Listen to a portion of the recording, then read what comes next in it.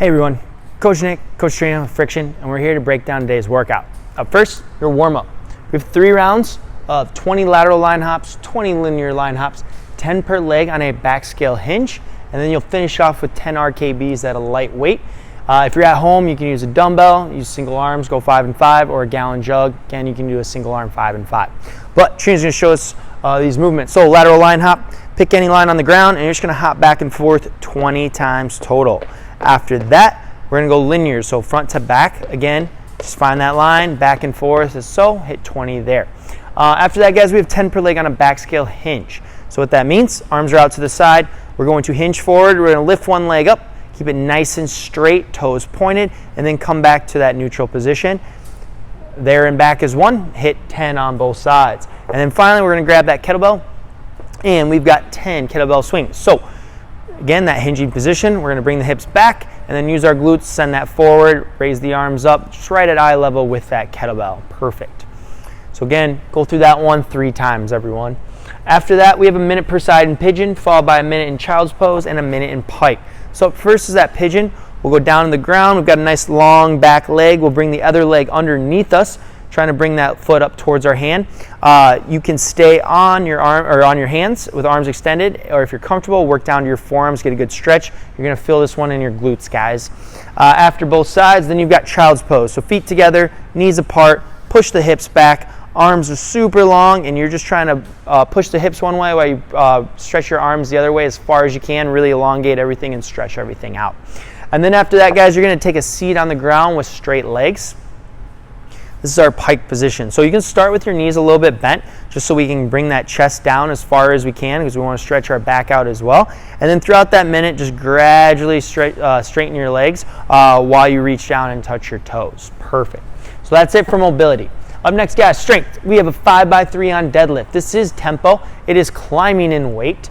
5x1 or 5-1-5-1 tempo, which means 5 seconds on the way up, 1 second pause at the top, 5 seconds on the way down, 1 second pause at the bottom.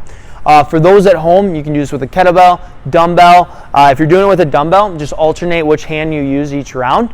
That'll work there.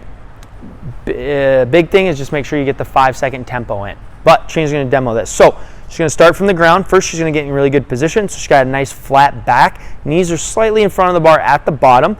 And then as she rises, she'll push the knees back. But 1, 2, 3, 4, 5, 1.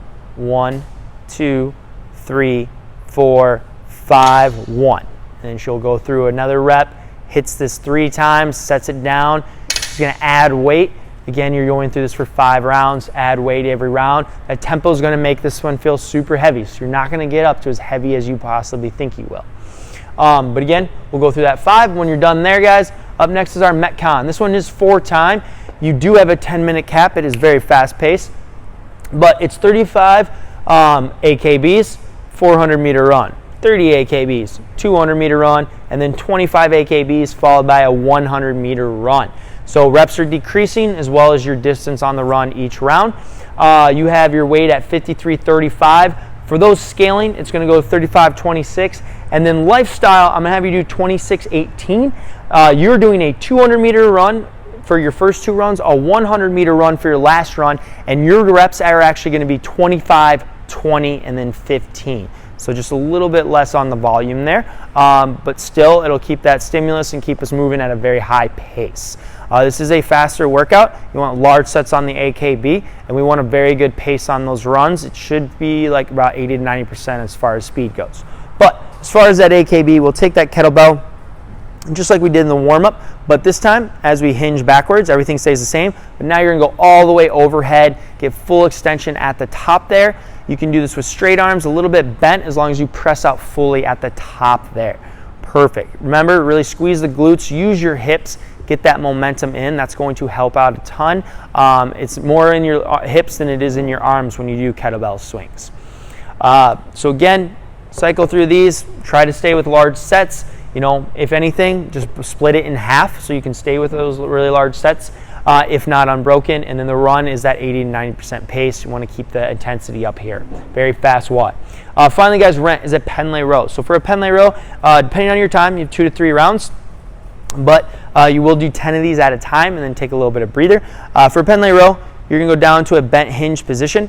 So back is nice and flat, the bar is on the ground, and every time you rack, every time you go back to extension, that bar will touch the ground. So she's gonna pull it in, she's gonna tap her chest, aim for that low part of the rib cage, tap the ground so you have a moment of no tension, and then you're right back into this.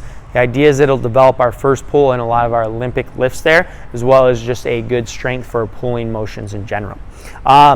If you're at home and you don't have a barbell, that's okay. You can use a dumbbell, kettlebell, just do 10 per arm, or that gallon jug of water. That's it for the day though, guys. We'll see you tomorrow.